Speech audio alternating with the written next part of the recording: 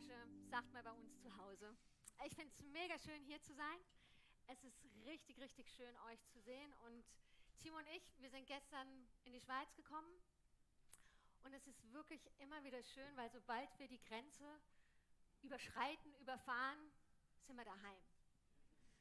Und es ist wirklich so, die Schweiz ist für uns zu Hause, es ist unser erstes gemeinsames als Paar zu Hause, aber auch ihr seid unser Zuhause. Jedes Mal, wenn wir in die FEG kommen, heißt ihr uns willkommen. Hi. Und ihr gebt uns das Gefühl, dass wir wirklich dazugehören und dass wir ein Teil von euch sind. Und ihr gebt uns nicht nur so das Gefühl, wir wissen, dass wir es sind. Und dafür möchten wir euch zwei einfach mal Danke sagen von Herzen. Danke, dass ihr uns ein Zuhause ermöglicht, weil das ist ganz, ganz wichtig. Und ihr seid toll und ihr seid super und ich freue mich mega, euch zu sehen. So, jetzt habe ich genug. Euch, naja, wie soll man das sagen? Was ist das deutsche Wort für ich freue mich auf jeden Fall, dass ich hier bin. Genau.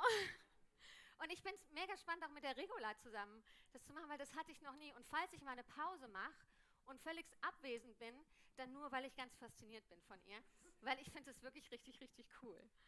Genau, und manche von euch werden jetzt denken, okay, wer ist diese Frau, die da vorne steht? Und wer ist ihr Mann, von dem sie die ganze Zeit redet? Also wir sind Timo und Nina Kehr, wir waren hier mal in der Gemeinde 2005 bis 2013, haben hier auch mitgearbeitet, haben damals die beste Arbeit ever gemacht, nämlich die Teenie-Arbeit, genau. Und ja, waren dann von 2014 bis 2019 in der Mission in Afrika, in Sambia.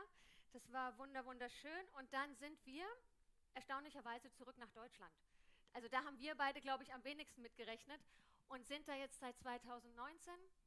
Ich habe damals angefangen, in der Gemeinde mitzuarbeiten, bin aber eigentlich gelernte Pflegefachfrau intensiv. Da arbeite ich jetzt auch wieder. Timo ist Ingenieur und Pilot.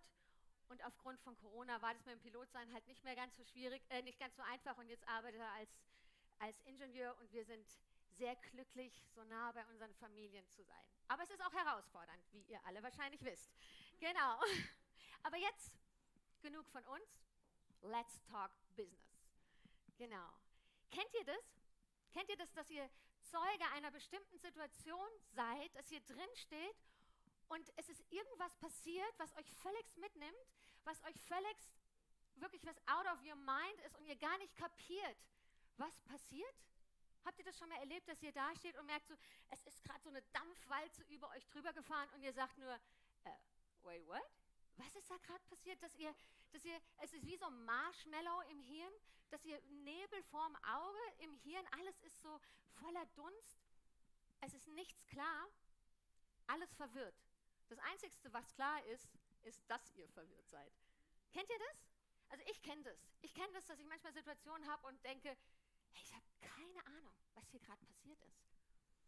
Und dann gibt es aber auch Situationen, wo auf einmal in dieser Situation einer aufspringt, der Zeitzeuge sozusagen war, der dabei war und gesehen hat und miterlebt hat, was ihr miterlebt habt, was du miterlebt hast, was du gespürt hast, was du gesehen hast, was du gerochen hast, vielleicht sogar was du angefasst hast.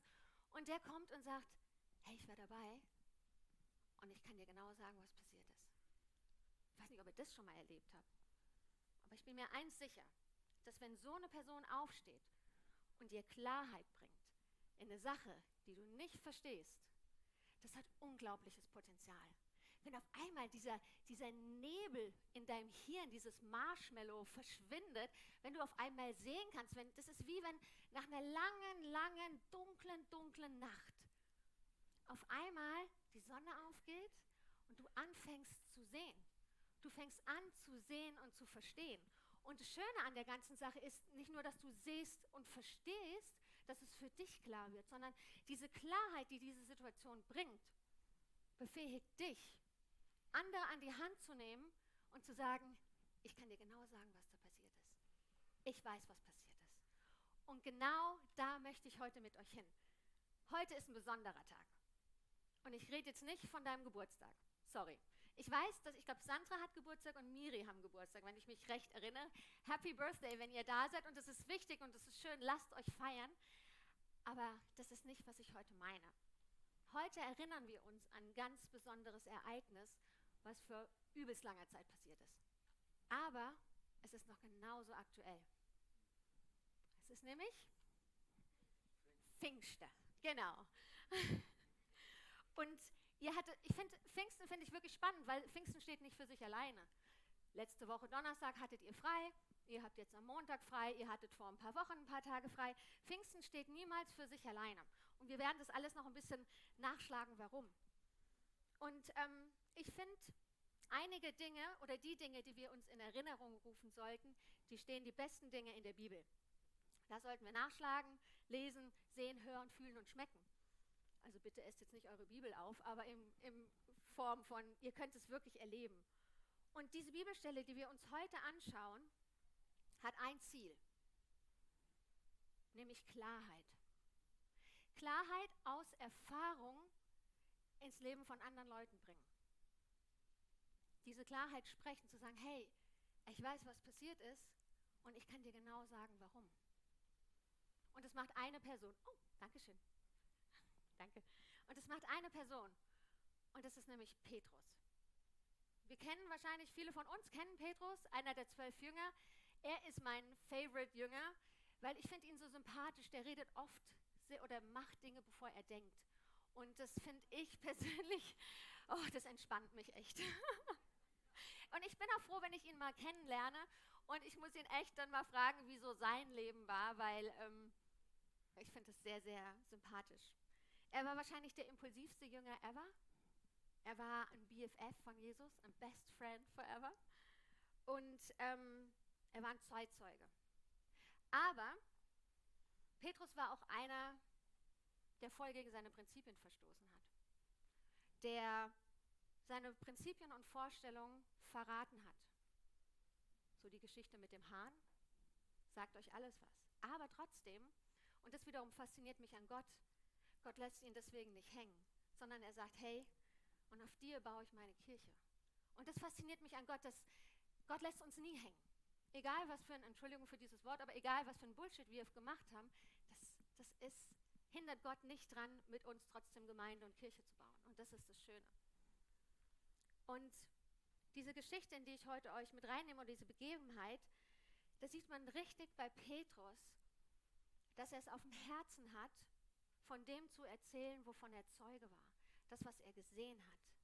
Und er will damit Klarheit schaffen. Und lasst uns direkt mal da reingehen. Das steht in Apostelgeschichte 2, Vers 14. Ihr könnt gerne mitlesen. Und zwar steht, jetzt trat Petrus zusammen mit den 11 anderen Aposteln vor die Menge. Mit lauter Stimme erklärte er, ihr Leute von Judäa und ihr alle, die ihr zu der Zeit hier in Jerusalem seid, ich habe euch was zu sagen, was ihr unbedingt hören müsst. Hört mir zu. Und da liegt so eine gewisse Dringlichkeit drin. Ihr müsst euch vorstellen, hey, es ist 9 Uhr morgens. Manche Leute hatten vielleicht noch gar nicht ihren Tee oder ihren Kaffee, haben noch nicht mal gefrühstückt. Und dann steht dann Petrus und ist völligst am Eskalieren und sagt, hör mal, mit all dem, was gerade passiert ist, hör mir zu. Ich weiß, worum es geht und ich kann dir sagen, ich kann es dir erklären. Du musst mir nur zuhören. In seiner Message ist eine Dringlichkeit. Da ist eine Gewissheit drin. Er hat gesehen und er hat erfahren. Und sein Anliegen ist, Klarheit zu schaffen. Er sieht diese ganzen Leute, denen die Verwirrung ins Gesicht geschrieben steht. Und er sagt, hey, ich sehe dich. Und ich möchte, dass du in deinem Leben Klarheit erfährst. Und seine Bitte ist dieses, hey, listen up, hört mir zu. Eigentlich ist es gar keine Bitte. Er sagt dann, ach, wenn es dir passen wird und du 2 Minuten hättest, setz dich hin, dann hole ich uns einen Kaffee und dann reden wir darüber. Aber nur, wenn es dir passt.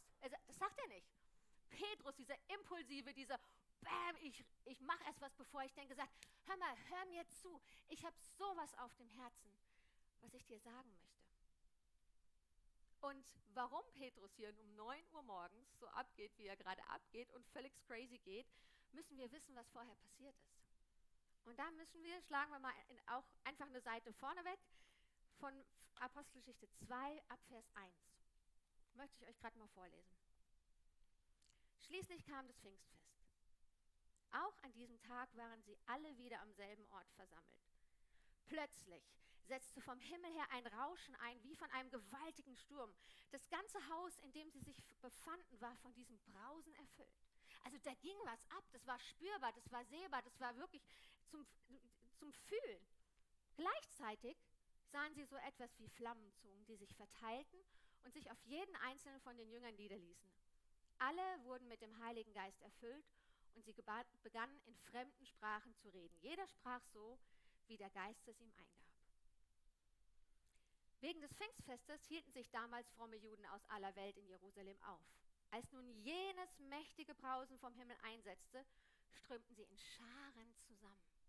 Die haben das gesehen.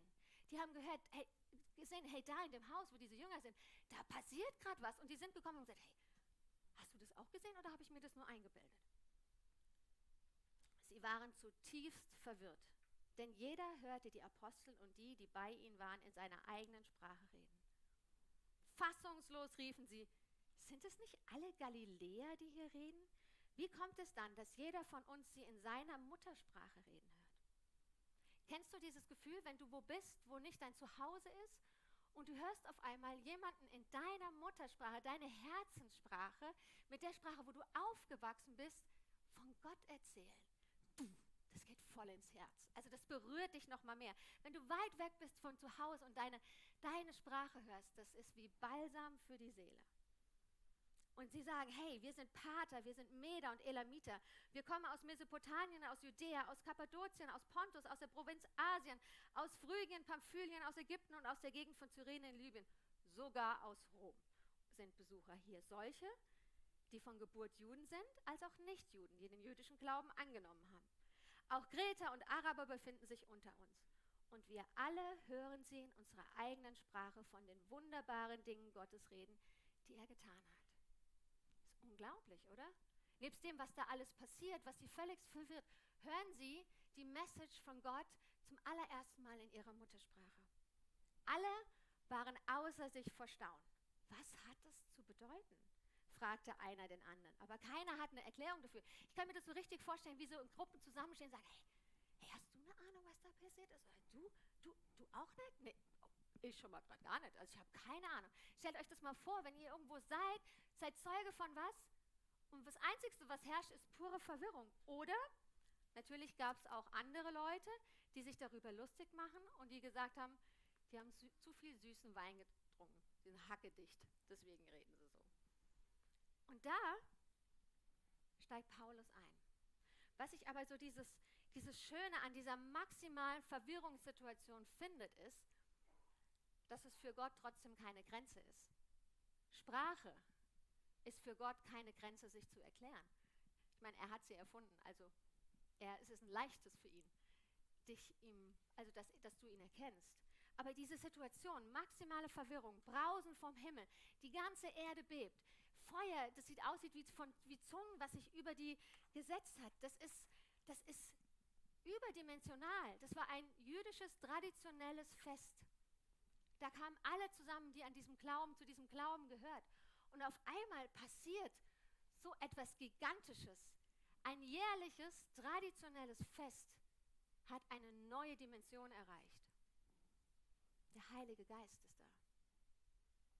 Das, was Jesus versprochen hat, was er mit seinen Jüngern besprochen hat, diese 3,5 Jahre, wo die zusammen waren, hat er immer sie gelehrt, gesprochen über Königreich Gottes. Und da war natürlich auch der Heilige Geist drin. Und an diesem Tag, was wir Pfingsten nennen, wurde das wahr. Das, was Jesus versprochen hat, wurde real. Es wurde greifbar. Man konnte es sehen. Du konntest es erleben und du konntest es spüren. Und das ist heute noch genauso der Fall. Pfingsten ist heute noch genauso real wie damals. Der Heilige Geist in deinem Leben ist heute noch genauso real, wie er damals war, als er auf die Erde kam. Petrus ist innerlich so betroffen, so bewegt, sieht die Verwirrung und sagt, ich will Klarheit schaffen. Und sagt zu all den Leuten, hey, hör mir zu. Entschuldigung.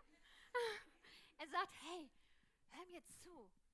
Ich habe die Antwort auf, ich hoffe, das Ding hält mich aus. Ich habe die Antwort auf all deine Fragen. Ich sehe die Verwirrung in deinem Gesicht. Aber ich kann dir helfen.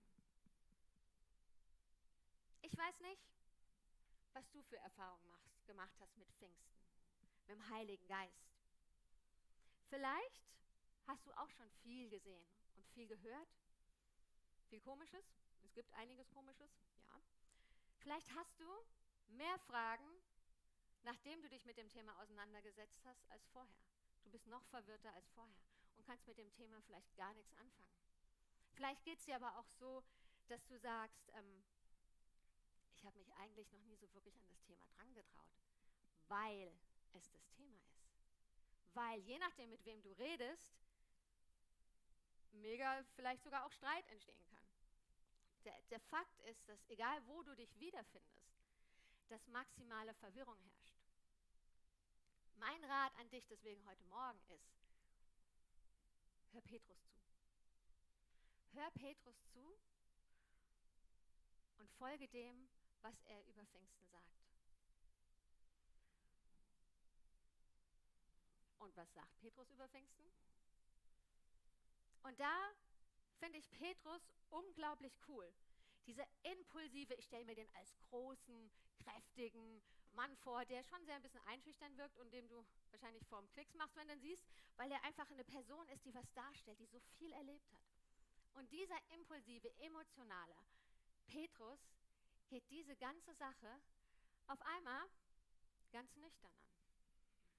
Er sagt, hey, Pfingsten, es ist kein Hokuspokus, es ist kein Mumpitz, sondern es ist schon immer, von Anfang an, in Gottes Heilsplan vorhanden gewesen. Gottes Kraft in deinem Leben, das ist Pfingsten. Das ist das, was Petrus sagt. Und er sagt hier in Vers 16, nein, was hier geschieht, ist nichts anderes als die Erfüllung dessen, was Gott durch den Propheten Joel angekündigt hat. Er sagt Facts, er gibt Facts und sagt, hey, das, was hier passiert ist die logische Schlussfolgerung von Gottes Heilsplan. Und Joel, der Prophet, den ihr alle kennt, weil ihr die Schriften kennt, hat das schon angekündigt. Und er sagt dann in den folgenden Versen, was dann passieren wird mit dem Heiligen Geist. Der Heilige Geist wird ausgegossen werden über alle Menschen.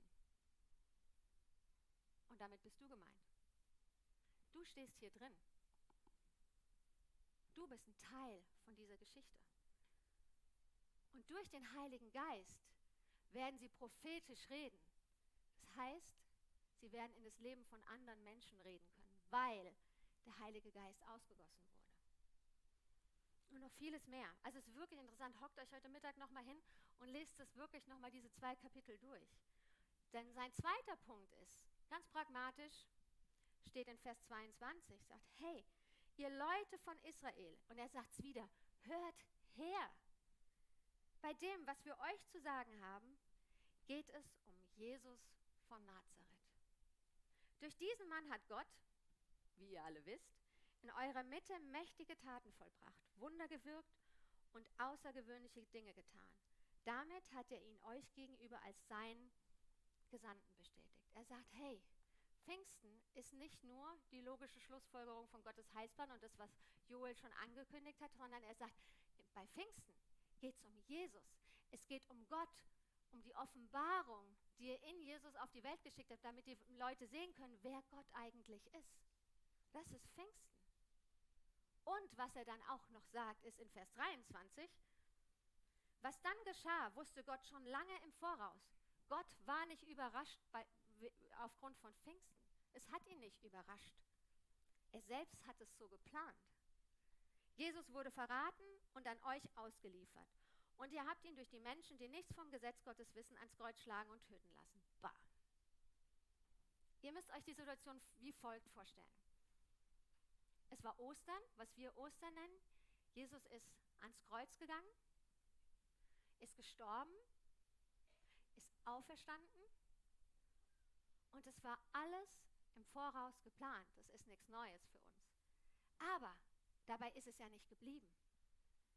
Er hat sich nach seiner Wiederauferstehung seinen Jüngern gezeigt, war mit denen eine Zeit lang unterwegs, war mit denen, hat mit ihnen sich unterhalten. Ihr müsst euch das vorstellen, die sind unterwegs, reden und auf einmal sagt Jesus, by the way, ich werde euch wieder verlassen. Und also, what? Nee, niemals. Also jetzt bleibst du definitiv bei uns. Stellt euch das mal vor, ihr habt jemanden, mit dem ihr so gerne durchs Leben geht, den ihr liebt, von dem ihr lernen könnt, der euer Mentor ist, wo ihr sagt, hey, wir zwei für immer. Wir zwei, ich kann so viel von dir lernen. Natürlich wollt ihr nicht, dass diese Person euch verlässt. Oder? Wer will das schon? Wer will von jemandem verlassen lernen, von dem er so viel lernen kann? Und Jesus sagt, ihr versteht es nicht und ihr werdet traurig sein, aber ich muss gehen. Ich muss euch verlassen, damit ich meinen Platz an der rechten Seite Gottes einnehme, um mich hinzusetzen, für euch einzustehen, aber viel wichtiger oder auch wichtig, um jemanden euch zu senden. Weil ich kann nicht immer bei euch sein. Sonst könnte ich ja nicht überall an jedem Ort gleichzeitig sein. Also muss ich euch jemanden senden, der immer da ist. Und das ist der Heilige Geist. Jesus musste gehen, damit Pfingsten passiert. Wer Jesus hätte sich entschieden, gesagt, oh, eigentlich ist es echt schön bei euch, und geht nicht. Wäre Gottes Heilsplan nicht sozusagen in Erfüllung gegangen. Aber er sagt, hey, das ist mein Job. Ich setze mich zur Rechten von Gott. Das ist mein Platz. Und ich weiß nicht, ob du es wusstest, aber Jesus sitzt da nicht und dreht Däumchen und wartet, bis du endlich stirbst, sondern er sitzt da und steht für dich ein. Wenn du betest, steht Jesus da und betet mit dir für dich vor Gott. Das heißt, er ist immer noch aktiv. Jesus ist weg, aber er ist aktiv. Und damit du nicht alleine bist, hat er dir den Heiligen Geist geschickt. Bam, da wo du bist in deinem Leben. Damit er mit dir geht. Damit im Endeffekt genau dasselbe weitergehen kann für alle Menschen zur selben Zeit an verschiedenen Orten, was die Jünger mit Jesus haben.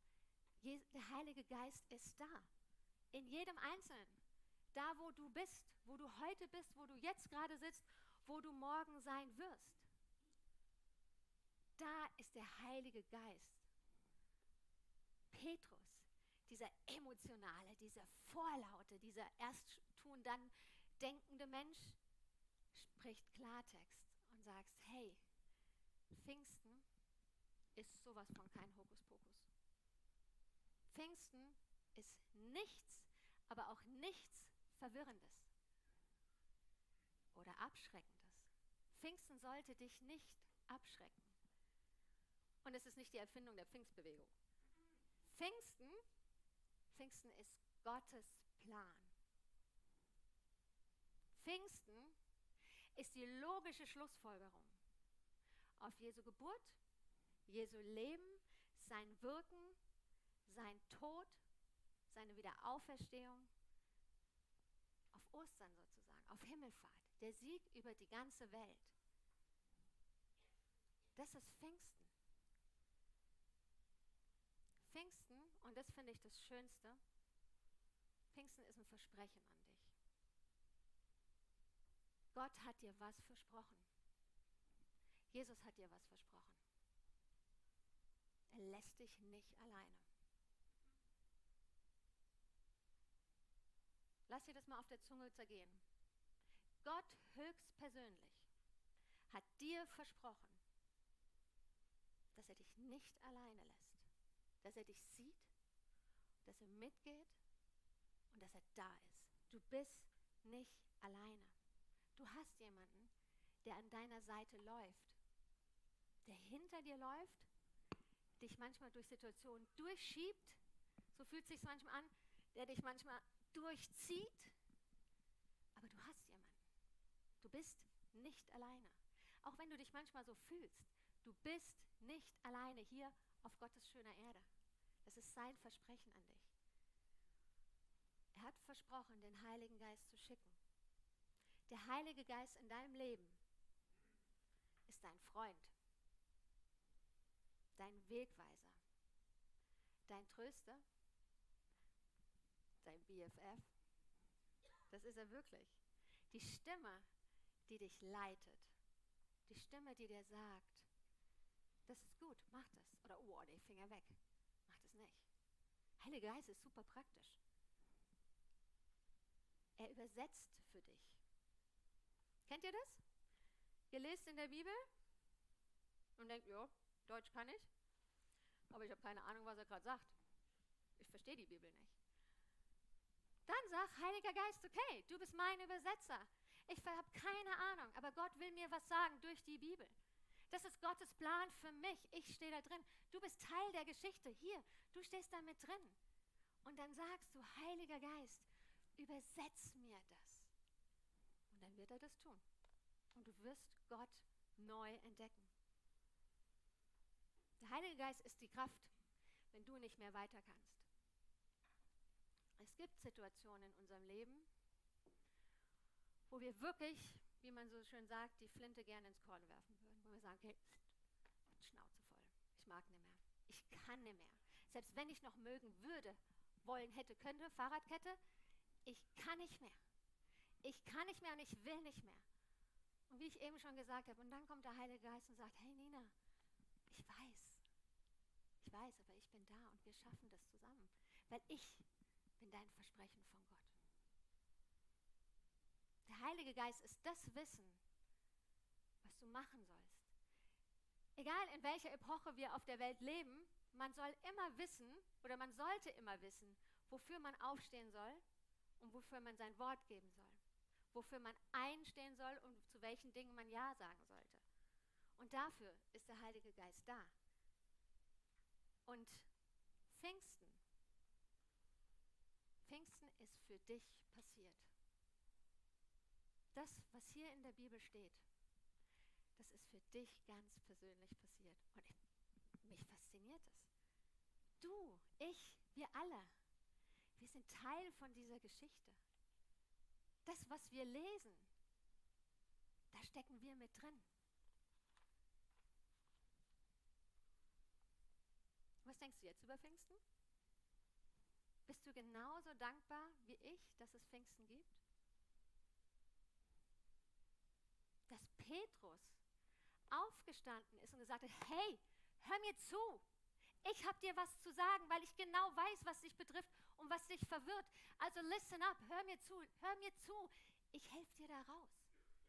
Dass Petrus sich nicht gescheut hat, vor einer Menge voller Fremden aufzustehen und zu sagen, ich kann euch helfen.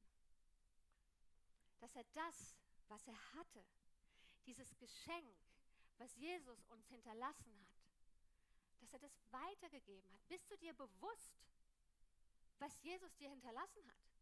Ganz ehrlich, hast du dir jemals Gedanken gemacht, was Jesus für dich getan hat? So richtig Gedanken gemacht, nicht so, ja, ich weiß, er ist ans Kreuz und dass ich leben kann, sondern diese Intensität, die da drin steckt, dass jemand sein Leben für dich lässt. Das musst du dir wieder mal neu auf der Zunge zergehen lassen, dass es jemand gab, der sich nicht gescheut hat, sein Leben für dich herzugeben, damit du leben kannst, damit du in Freiheit leben kannst, damit du ein erfülltes Leben leben kannst. Weißt du um dieses Geschenk? Ich bin so froh und dankbar, dass Petrus Klarheit geschaffen hat, dass er mir geholfen hat, zu sagen, zu verstehen, das ist Pfingsten. Ist es nicht herrlich, wenn man mal sich die Bibel anguckt, so ganz nüchtern und so wie Petrus gesagt hat, auch schon mal 1, 2, 3, das ist Pfingsten.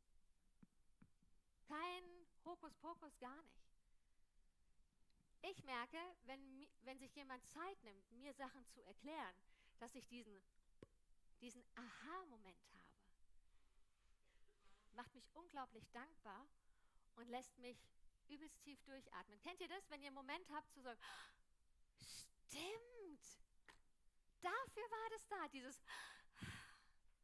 tiefe Einatmen und Ausatmen, weil man so erleichtert ist darüber, dass man was verstanden hat. Diese Dankbarkeit, die einen erfüllt, wenn man versteht.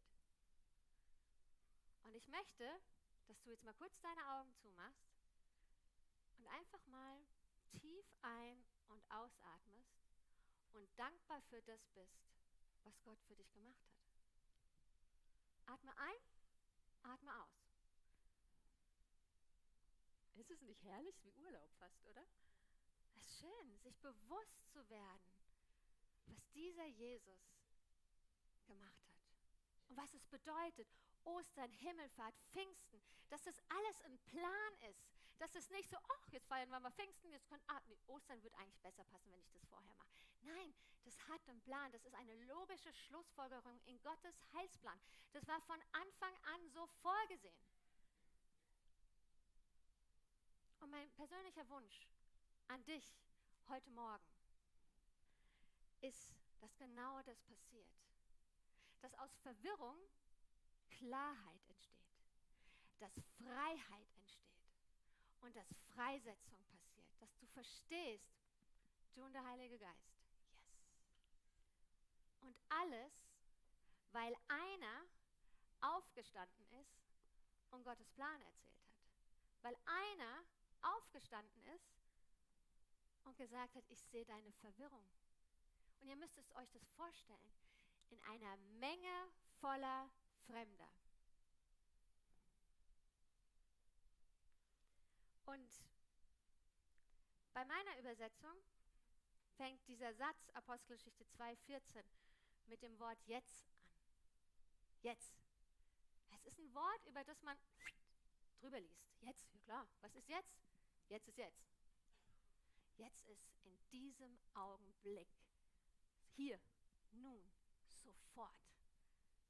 Es hat eine Dringlichkeit.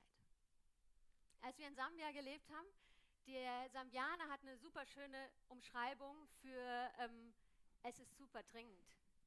Und zwar sagt er now, now. Also jetzt. Und ich finde es immer cool, wenn jemand zu dir gekommen ist und du sagst, hey, hat es ein bisschen Zeit oder muss es jetzt? Und wenn er nur now gesagt hat, dann wusstest du, okay, das Dach brennt. Ich muss gehen. Ich muss rennen. Ich kann es nicht aufschieben. Und wenn du dir diesen Satz jetzt nochmal anguckst, dieses jetzt trat Petrus zusammen mit den anderen, mach da mal ein now draus. Petrus hat gesehen, jetzt muss ich handeln. Ich muss handeln, jetzt. Nicht morgen, nicht in 5 Minuten, nicht, wenn ich meinen Kaffee getrunken habe oder wenn es mir gerade passt, sondern now.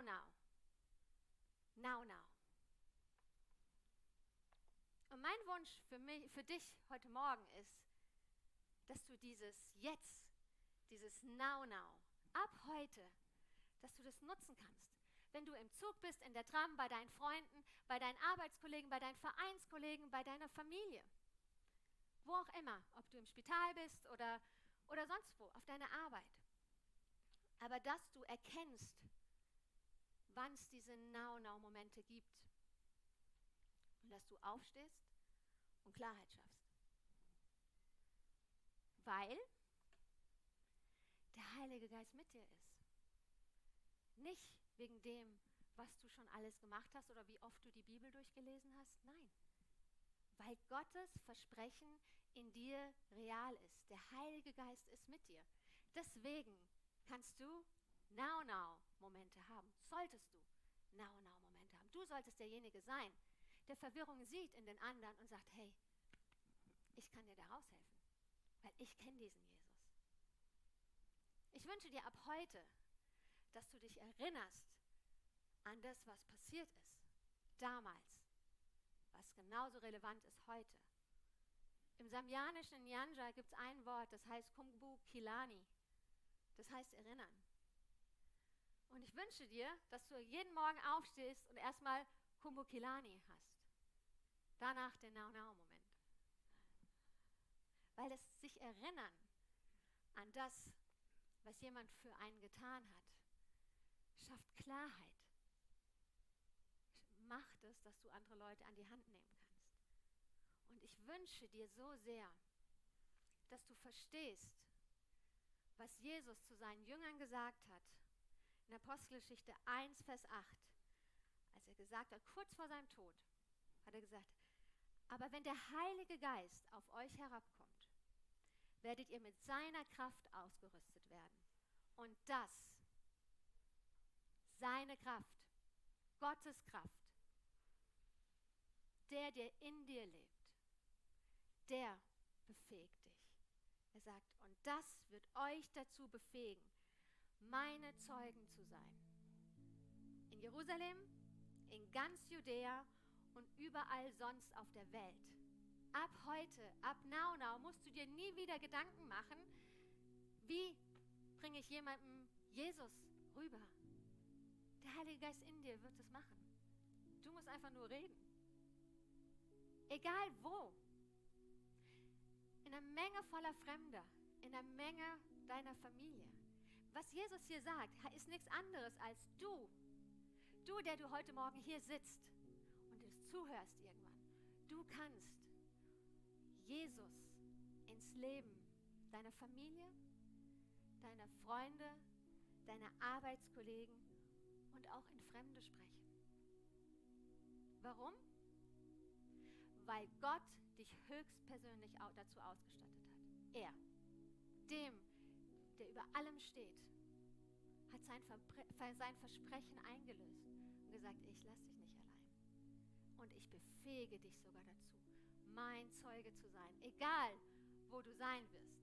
Egal, wo du jemals auf der Erde sein wirst. Aber du kannst es, weil ich mit dir bin. Du hast die Kraft von dem bekommen, der über allem steht. Amen. Also, go for it.